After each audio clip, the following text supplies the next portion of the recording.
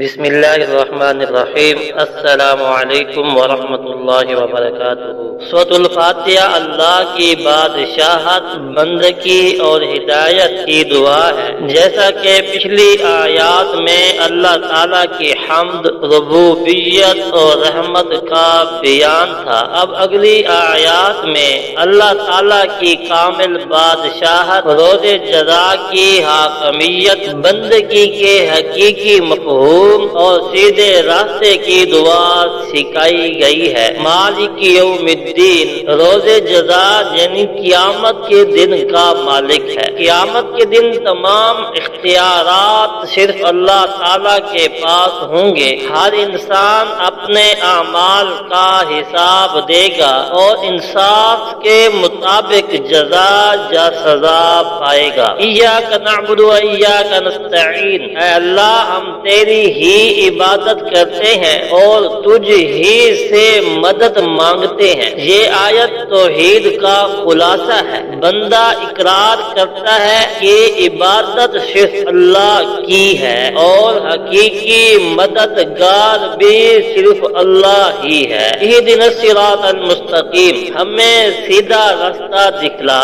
مومن ہر وقت اللہ سے حق، ہدایت اور دین اسلام پر ثابت قدمی کی دعا کرتا ہے۔ صراط الذین انعمت علیہم، ان لوگوں کا راستہ جن پر تو نے انعام فرمایا۔ اس سے مراد انبیاء علیہ السلام، صدیقین، شہداء اور صالحین کا راستہ ہے، جنہیں اللہ تعالیٰ نے اپنی خاص نعمتوں سے نوازا۔ غیر المغضوب علیہم ولا الضالین، نہ ان کا راستہ جن پر غضب کیا گیا اور نہ گمراہوں کا راستہ۔ اس آیت میں اللہ تعالیٰ سے دعا کی جاتی ہے کہ ہمیں ان لوگوں کے راستے سے بچائیں جنہوں نے حق کو جان کر چھوڑ دیا، مراد یہاں سے یہود ہے، اور ان لوگوں کے راستے سے بھی بچا جو گمراہ ہو گئے، مراد نصارہ ہے۔ آج کا سبق، یہ آیات ہمیں سکھاتی ہیں کہ دنیا و آخرت کا مالک صرف اللہ تعالیٰ ہے، اس کی عبادت کرنی چاہیے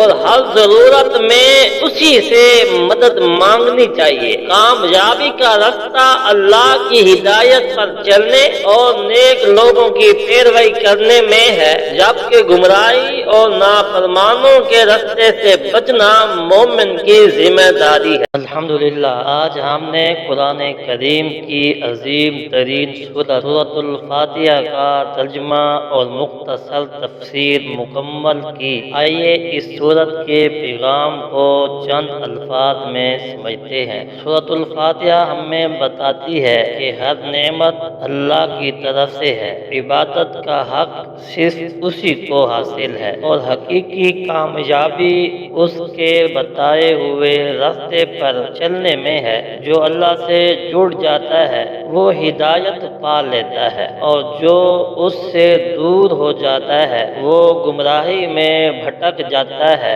اسی لیے ایک مومن کی سب سے بڑی دعا یہی ہے، اے اللہ ہمیں ہمیشہ سیدھے راستے پر قائم رکھ۔ اللہ تعالی ہمیں سورۃ الفاتحہ کے پیغام کو سمجھنے، اس پر عمل کرنے اور صراط مستقیم پر ثابت قدم رہنے کی توفیق عطا فرمائے۔ آمین یا رب العالمین۔